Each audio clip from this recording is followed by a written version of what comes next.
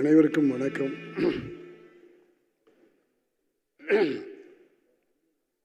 Vijayakanth sir அவர்களோட எனக்கு ஏவிஎம்மிலிருந்து பழக்கம். என்னுடைய தாய் வீடான ஏவிஎம் ஸ்டுடியோவில், ஏவிஎம் ப்ரொடக்ஷன்ஸில் விஜயகாந்த் சார் அவர்கள் நம்ம ராமநாராயணன் டைரக்ஷனில் சிவப்பு மல்லி அப்படிங்கிற படத்தில் ஆக்ட் பண்ணாங்க.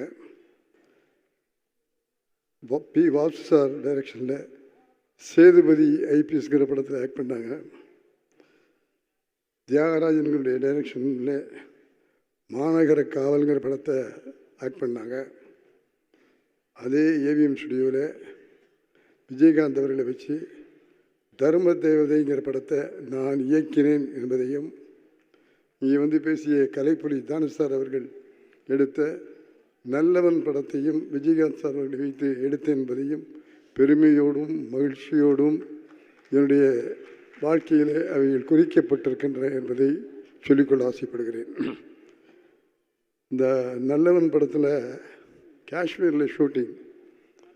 அங்கே எல்லாமே ஒரே இடத்துல ஒரே பணி. சூப்பராக இருந்தால் ஸ்டண்ட் மாஸ்டர் அதெல்லாம் சேர்ந்து கிட்டத்தட்ட மலையினுடைய உச்சியில் அந்த லொக்கேஷன் நல்லா இருக்குது அப்படின்னு சொல்லிட்டு ஃபிக்ஸ் பண்ணோம். ஆனால் அந்த மலைக்கு போகிறது நடந்து போக முடியாது, சாமான்களை தூக்கிட்டு போக முடியாது. வரி குதிரைன்னு ஒன்று இருக்கும். அந்த குதிரை மேலே எல்லாம் ஏறி சாமான்கள்லாம் அந்த வரி குதிரை மேலே ஏற்றி மலை மேலே போகிறோம். மலை மேலே இந்த பார்டர் எட்ஜில் போகுது அந்த குதிரை. கொஞ்சம் மிஸ் ஆனால் கூட கீழே விழுந்துருவோம். ஆகவே நாங்கள் காலைல 7 மணிக்கு புறப்பட்டு போய் மத்தியானம் 12 மணி 1 மணிக்கு தான் லொக்கேஷனில் போய் சேர்ந்தோம். ரொம்ப கஷ்டப்பட்டு போனோம். ஆனால் அருமையான லொக்கேஷன்.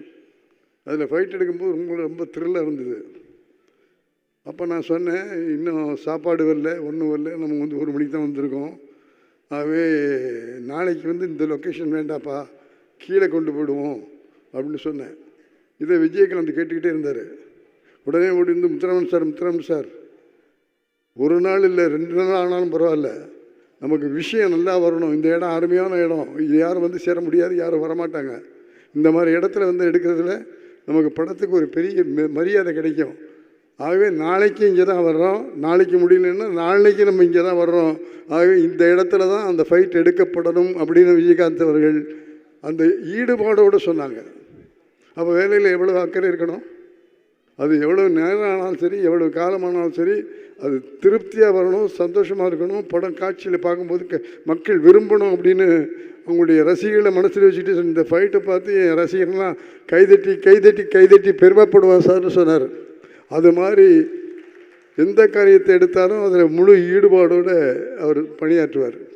அதுமாரி நான் அவரோட பல நேரங்களில் பணியாற்றியிருக்கிறேன்.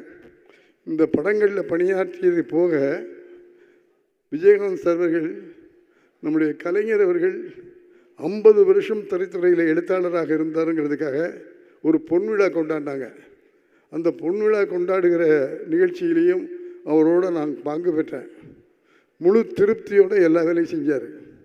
கோவப்படுற நேரத்தில் கோவப்படுவார், தட்டி கொடுக்குற நேரத்தில் தட்டி கொடுப்பார். அந்த மாதிரி வேலை செய்ய போகும்போது அந்த பொன்விழாங்கிறதுக்காக அவர் என்ன செஞ்சார் தெரியுமா?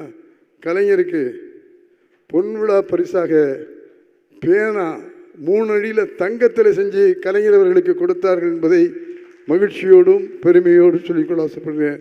அந்த விழா நம்முடைய மெரினா கடற்கரையில் மிக சிறப்பாக கொண்டாடப்பட்டது. ஆக எதுவாக இருந்தாலும் தன்னை ஈடுபடுத்திக் கொள்வதில் விஜயகாந்த் அவர்கள் எதற்கும் தயங்கினதில்லை. இன்னொரு விஷயம், எங்களுடைய டெக்னீஷியன்ஸ் பொறுத்தளவு சொல்ல ஆசைப்படுறதுன்னா, ஃபிலிம் இன்ஸ்டியூட்டை படித்த பையங்க நிறைய பேர் டைரக்டர் தொழில் படிச்சுட்டு வேலை இல்லாமல் இருந்தாங்க. அப்படிப்பட்ட அந்த இளைஞர்களுக்கெல்லாம் டைரக்டராகி 74 பேர் டைரக்டர் ஆகியிருக்கிறார்களையும் உங்கள் மத்தியில் இந்த நேரத்தில் பகிர்ந்து கொள்ள ஆசைப்படுறேன். அதே போல் அவர் செஞ்ச காரியங்களில் பெரிய காரியம் எல்லாருக்கும் சாப்பாடு போட்டது. யூனிட்டில் லைட் பாய்க்கு ஒரு மாதிரி சாப்பாடு இருக்கும், டெக்னீஷியனுக்கு ஒரு மாதிரி இருக்கும், அசிஸ்டன்ட் டைரக்டருக்கு ஒரு மாதிரி இருக்கும், பெரியவங்களுக்கெல்லாம் ஒரு மாதிரி இருக்கும்.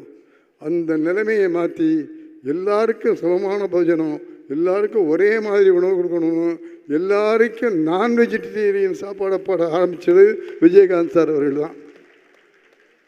அதே மாதிரி உதவின்னு கேட்டுட்டா எந்த தயக்கமும் இல்லாமல் நான் செய்கிறேன் அப்படின்னு சொல்லுவார். அந்த அளவுக்கு ஈதல் இசைப்பட வாழ்தல் அது வெள்ளது ஊதியவில்லை உயிர்க்குன்னு சொல்கிற மாதிரி தான் சம்பாதித்த பணத்தில் பெரும்பகுதியாக நன்கொடையாக டெக்னீஷியன்ஸுக்கு ஏழைகளுக்கெல்லாம் கொடுத்து வாழ்ந்தார். அவருடைய வாழ்க்கை முறையில் தனக்குன்னு சேர்த்துக்கிட்டதை விட மக்களுக்குன்னு கொடுத்தது அதிகம். ஒரு விஷயம் உங்கள் எல்லாரோடையும் பகிர்ந்து கொள்ள ஆசைப்படுறேன். மனுஷன்னா எப்படி இருக்கணும், எப்படி வாழணும், ஈட்டல் காத்தல் வகுத்தல்னு சொல்லுவாங்க. சம்பாதிக்கணும், அது சரியாக பாதுகாக்கணும், அது சரியான முறையில் வகுத்து கொடுக்கணும் எல்லாருக்கும். அந்த முறையில் தான் அவர் நம்முடைய விஜயகாந்த் சார் அவர்கள்.